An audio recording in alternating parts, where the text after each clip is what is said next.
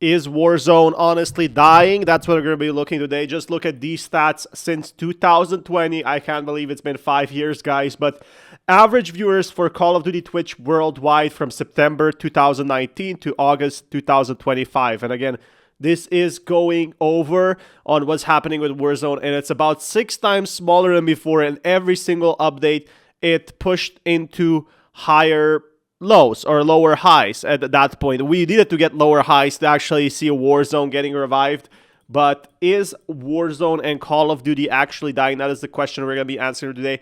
And it really depends. The games have changed quite a bit. And if we look at the past data, now, unfortunately, I couldn't find data for anything newer than Vanguard, and I feel like this is the reason, because they stopped releasing it at that point, is for the exact reason of Warzone actually not seeing that type of, player count they wanted. The honest truth is we do have actual stats, and that is Call of Duty, which is a general browser that we are seeing here, which we can check the player count has actually peaked at 500,000, right? And this 500,000 actually happened October 31, 2022. And since then, Call of Duty has actually been going downhill, which is very, very disappointing, especially with the release of Black Ops 7. They're making Black Ops 6 free for a week now, which makes me very, very concerned with if the franchise is actually going downhill. Because again, this is 3 years of downhill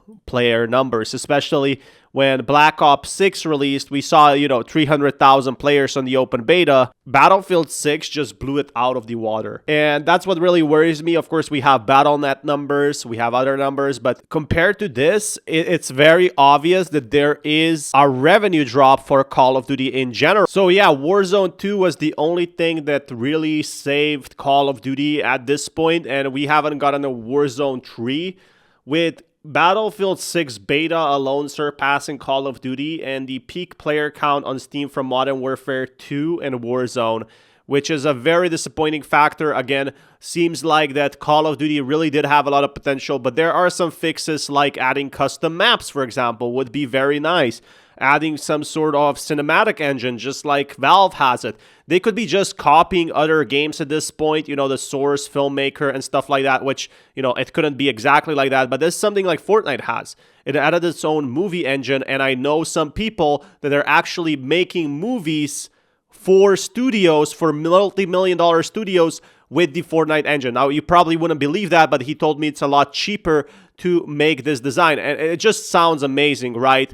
Like Fortnite, what it has done since its release, it's actually grown in numbers because it does stuff right. It added custom maps, as people asked. It added parkour. And, even Counter-Strike has custom maps and, the workshop and things like that, which is something that Warzone still doesn't have after 5 years. It definitely tells me it's been misguided in what the community wants. And again, small things like this that make the game more casual and not sweaty competitive will make it more fun. Yes, they added, a mode where you can play with bots, but people are getting bored of the map. The map is already 5 years old at this point, guys. So I went to look on research on what people think if the game is actually dying. The game sucks and has sucked for years. SBMM and cheaters make it unplayable. You can't casually play the game because either there are cheaters in lobbies and SBM makes it so sweaty that it isn't so fun.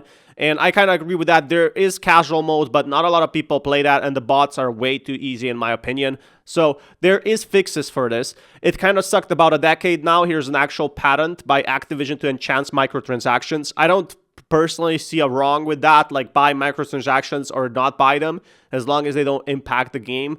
But there are some skins that give you tactical advantage. Not the biggest problem, but the game sucks doesn't mean people will stop playing it. The game lives off nostalgia from its golden years and hope that one day will create good games again.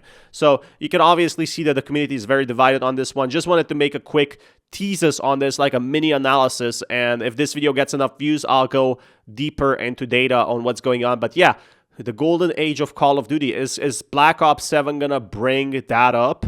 I don't know. It's going to be hard, and I really hope that Call of Duty can pick itself up.